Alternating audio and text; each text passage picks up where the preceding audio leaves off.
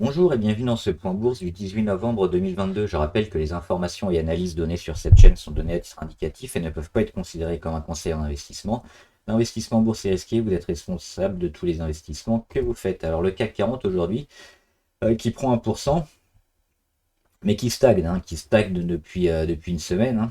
On avait fait une super journée, c'était le 10 novembre, donc jeudi.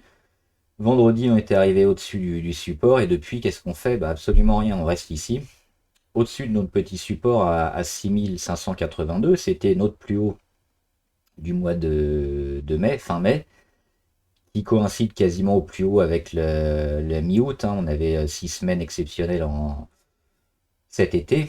Et là, on y revient. Donc, on y revient. Ça veut dire quoi? Ça veut dire qu'on peut voir un peu qu'on est sur des plus hauts qu'on n'arrive pas à passer. Donc, c'est dans l'optique un peu de voir ces niveaux comme un range. Le haut du range ici sur les 5582, voire un peu au-dessus avec les 6666 qui était un support intermédiaire. Donc, on est dessus. Ça voudrait induire quoi? Probablement une correction, puisque quand on est dans le haut du range, on redescend après. Ça, c'est la première chose. La deuxième chose, c'est que cette fois, ça arrive au-dessus de toutes les moyennes, ce qui n'était pas le cas dernièrement, parce que les fois précédentes, on était en dessous. Alors là, on n'était pas vraiment dans ce scénario-là, c'était un peu avant, ici, au mois de mars, fin mars, sur les 6700, mais on était déjà sous la moyenne à 200, et puis après la grosse correction, on était à chaque fois sous les 6000, 6600 pour arrondir, et les grosses moyennes. Donc là, on a réussi à retourner le tout, et on se retrouve au même niveau. Ce qui veut dire que c'est un peu plus compliqué que les fois précédentes, où on avait des chances de correction qui étaient beaucoup plus fortes. Là, les chances de correction, elles sont un peu diluées par cet effet-là. On pourrait avoir la continuation du rebond. Ah, ça serait surprenant. Pourquoi? Parce qu'on n'a pas réellement de raison. On a déjà eu les chiffres qui étaient relativement bons, mais c'est probablement l'explication du rebond. Et maintenant, la suite des résultats et puis de la hausse des taux, des PMI surtout. On va voir les indicateurs, les chiffres macroéconomiques la semaine prochaine sur pas mal de pays, à la fois en France, en Allemagne, je crois, aux États-Unis aussi. Donc c'est ça qui devrait intéresser pas mal de monde, mais des gros événements, des grosses séquences de résultats, pour l'instant il n'y en a pas tellement. Et pour relancer encore pour continuer plutôt cette grosse vague, ce rebond qui a été très fort, ça manque un peu de catalyseur. Donc moi, je serais toujours plutôt partisan de voir une petite correction sur les indices. Alors sur les actions, ça peut être différent, ça dépend des actions. Évidemment, elles ne sont pas tous orientées de la même manière. Mais donc pour résumer, on est en train de tester ici ce support à 6582. Pour l'instant, on n'a pas choisi si on allait continuer vers le haut ou si on allait corriger vers le bas, probablement suite à une cassure de la moyenne à 20 jours. Ça pourrait être une bonne indication. Si la moyenne à 20 jours remonte comme ça et qu'on casse par la suite, on aura enfin cette correction. Alors on va faire quelques actions aujourd'hui, assez rapides, on va faire un peu plus court. Des actions du CAC, on va commencer par Capgemini. Alors pourquoi je la trouve super intéressante Capgemini? Parce qu'on a une figure assez connue, et on part du bas. Et ensuite on fait quoi? On fait une sorte de drapeau, ou de canal baissier, ou de biseau descendant, comme vous voulez, c'est la même chose. Avec les plus hauts de plus en plus bas, des plus bas pareil de plus en plus bas. Et si on ressort de cette figure par le haut, ça voudrait dire qu'on a une continuation de la hausse. On a eu cette belle hausse pendant 1 an et demi post-Covid. Ensuite, la phase de correction. Et puis, une fois que c'est digéré, on repart vers le haut. Donc, c'est ça qu'on surveille. Donc, on a les plus hauts ici qui ont été marqués, 216, 203, 192, 183. Là, on est sur les 183.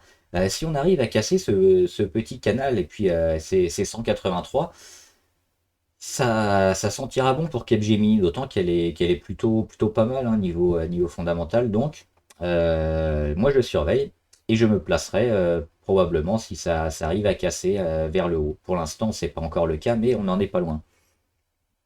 On a Eurofin aussi. Eurofin, Bah, c'est une figure qu'on voit souvent, hein, c'est la grosse correction très lente, très importante au niveau du temps, hein, qui met quasiment un an de correction. Et ensuite, on retrouve des supports, des anciens supports, on le voit ici sur les 60. Et on annihile un peu cette correction avec un petit canal haussier qu'elle est en train de créer ici, Eurofin.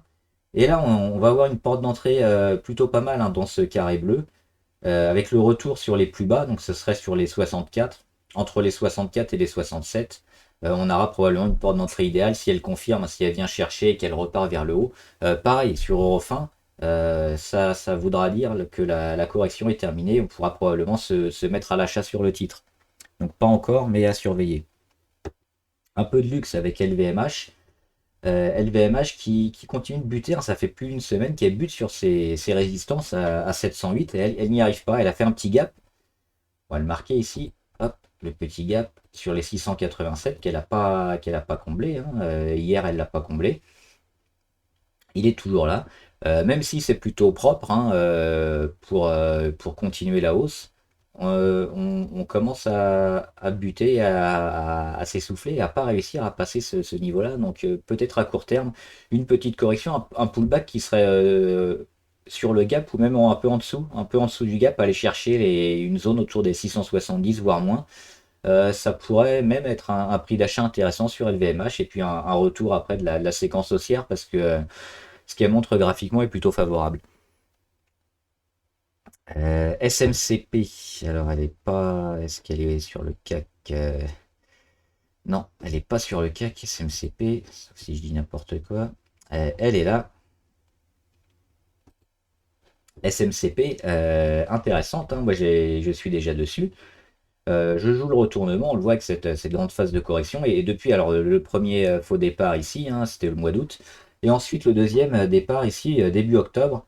Et on voit, regardez les petites montées en escalier. Donc on a les poussées, on a les corrections. La première correction sur les 5,77, pardon. La deuxième poussée, la correction sur les 6,21.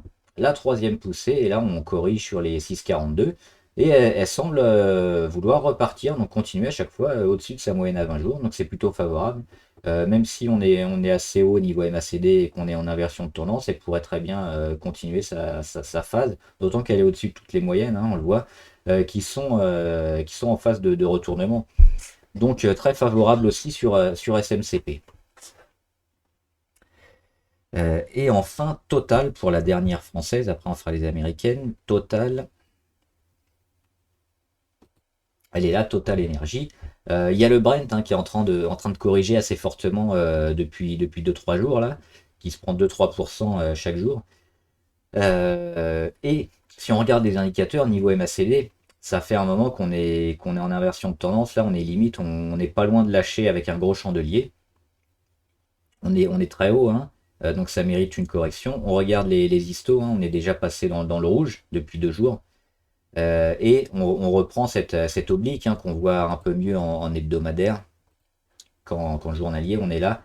L'oblique rouge sur les plus hauts, on vient la tester plusieurs fois. Et là, on mèche, hein, cette semaine. On fait une belle mèche haute au-dessus de l'oblique. Et puis on finit. Alors, la mèche, elle est sur les 59 et on finit aujourd'hui sur les 57.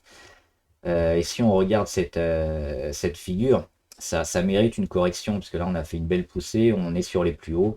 On est sur les plus hauts un peu partout niveau indicateur, donc il y a probablement de la correction, même si le titre est toujours très bien orienté. On rappelle le dividende, hein, d'un euro par action qui devra intervenir début décembre. Et enfin, on va voir quelques US. Alors, je voulais voir Meta Platform. Meta Platform, elle est là. On va revenir au journalier. Elle a fait un gap baissier, hein, ici, qu'elle a pas totalement comblé. Elle a réagi sur support. Alors le support, ah non, du coup on va revenir en hebdomadaire. Parce que le support il est là. Les 72-90, hein, notamment les 90 qu'on avait identifié au mois de janvier 2016, hein, même avant c'était rentrée 2015. C'est une zone d'investissement long terme qui peut être pas mal. Et surtout cette oblique de correction très forte, très pentue, qu'il va falloir casser avant de pouvoir se réintéresser au titre. Et on n'en est pas loin, là on le voit, hein, là on a l'oblique rouge. qu'on est venu bien tester la première fois avant la grosse cassure, hein, les problèmes sur Facebook. Une deuxième fois là, une troisième fois. Là, on revient aussi en embuscade. Donc, pas mal de volume aussi, beaucoup de volume dernièrement. C'est pas encore le moment de se mettre sur les techs, mais ça va valoir le coup parce que Meta Platform, même si elle a énormément baissé, elle a vu ses chiffres aussi, ses revenus qui vont baisser, notamment dû à la publicité et aux coupes budgétaires de pas mal d'entreprises. Ça reste une entreprise saine et intéressante. Et on était sur les 400, on est sur les 100 là, on a quasiment divisé par 4. Et la valorisation de l'entreprise, à mon avis, vaut plus que ça. Donc on va laisser le titre hein, continuer à chuter. Et puis quand on verra des signes de reprise, se mettre sur Meta Platform, il y aura un bon rebond à aller chercher intéressant. Tesla. Tesla, elle est entre deux. Hop, elle est là.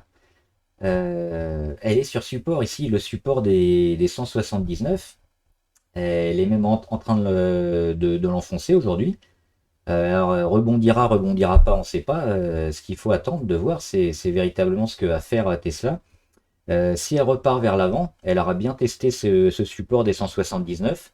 Ça vaudra peut-être le coup de se remettre, hein. Mais il faut attendre la confirmation du rebond, confirmation aussi de l'oblique RSI et de l'inversion de tendance niveau MACD. Là, on ne l'a pas.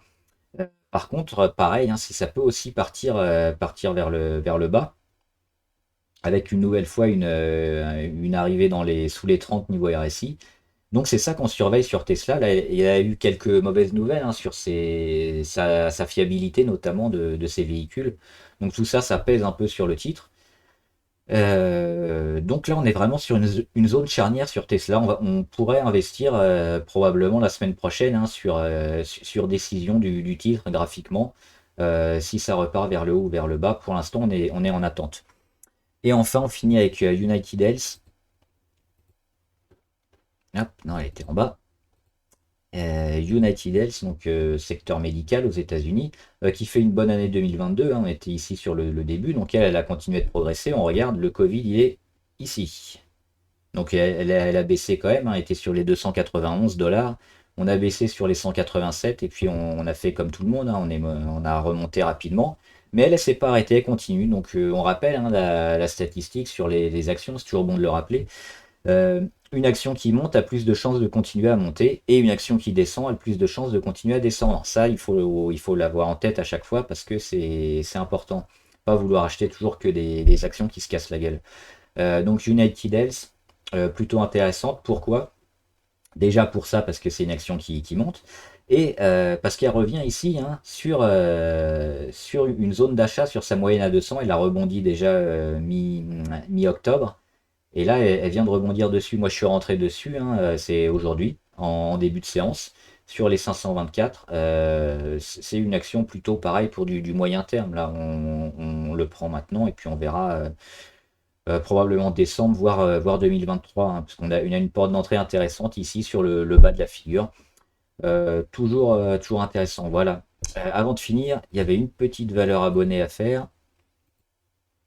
C'était Lectra. Alors j'avais répondu en commentaire. Alors déjà, il y a un petit gap ici à surveiller hein, sur les 24. On ne l'a pas comblé. On a rebondi sur les 27.